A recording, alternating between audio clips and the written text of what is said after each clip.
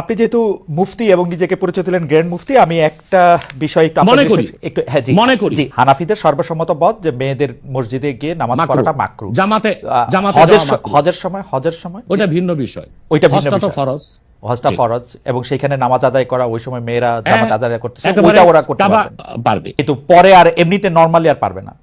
মানে বললাম তো, নিরুৎসাহিত করা হয়েছে, তারা ঘরে পড়বে, ঘরে পড়াটাই উত্তম। এটা যদি মাকরুহ হইতো তাহলে কি হজের সময় এটা পড়াটা জায়েজ থাকতো? না, স্থানকাল ভেদে পার্থক্য আছে না। আপনি আজকে আগামীকাল দুপুরে আপনি পানাহার করতে পারবেন, কিন্তু পহেলা রোজায় দুপুরে পানাহার করতে পারবেন, সেটা তো হারাম হয়ে যাবে না? তার মানে স্থানকাল পাত্র বেশে হুকুমটা ভিন্ন হবে না? হবে, কিন্তু যেটা হজে পারমিটেড, যেটা হজের মাঠে পারমিটেড, সেটা আর পৃথিবীর কোথাও মাকরুহ হতে পারে? হজটা কি? হজটা হচ্ছে কাবাগরে যেতে হবে, পুরুষকেও যেতে হবে, মহিলাকেও যেতে হবে, কাবাগর একটাই, সেজন্য সেখানে সেটা ছাড় আছে।